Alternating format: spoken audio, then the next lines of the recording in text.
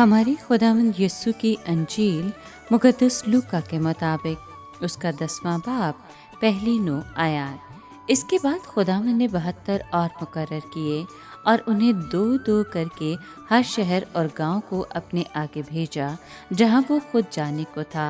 और वो उनसे कहता था कि फसल तो बहुत है पर मजदूर थोड़े हैं, इसलिए फसल के मालिक की मिन्नत करो कि वो अपनी फसल काटने के लिए मजदूर भेज दे। जाओ, देखो मैं तुम्हारे जैसे बर्रों को भेड़ियों के दरमियान भेजता हूँ। ना बटवा ले जाओ, ना थैली, ना जूती, और राह में किसी को सलाम ना करो। और जिस किसी के घर में दाखिल हो पहले कहो कि इस घर को सलाम। अगर सलाम का फर्जंद वहाँ हो तो तुम्हारा सलाम उस पर ठहरेगा, वरना तुम पर लौट आएगा। और उसी घर में रहो और जो कुछ उनके पास हो खाओ और पियो, क्योंकि मजदूर अपनी मजदूरी का हकदार है।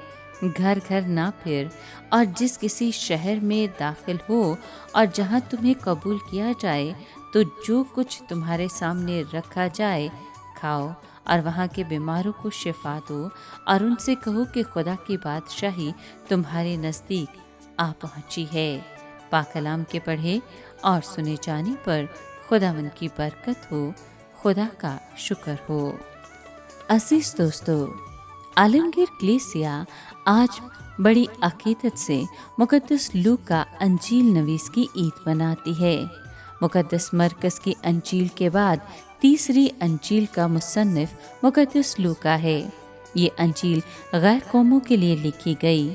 मुक़द्दस लूका मुक़द्दस पौलुस रसूल का शागिर्द था। नए अहदनामे की कदीम तरीन फहरिस्त के मुताबिक तीसरी अंजील और अम्माल की किताब का मुसन्निफ मुक़द्दस लूका है। मुक़द्दस लूका अंताकिया का रहने वाला था और उसकी मातृ ज़ुबान यूनानी थी। वो एक आला तालीम याफ्ता और महज़्ज़ब शख्स था।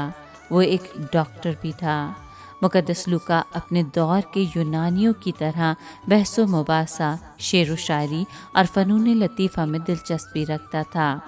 अपनी अंजील में वो रद्द किए गए लोगों को नमूने के तौर पर पेश करता है। मुक़द्दस लूका ऐलान करता है कि उसने खुशखबरी की तारीख की खूब तहकीक की है ताकि मौत पर बयान लिख सके। उसने अंजील की तारीख के तमाम बुनियादी हक़ाइक़ के बारे में बड़ी दयानतदारी, संजीदगी और मेहनत से मालूमात जमा की। मुक़द्दस लूका ने शादी नहीं की थी। वो 84 वर्ष की उम्र में खालिक़े हकीकी से जा मिले।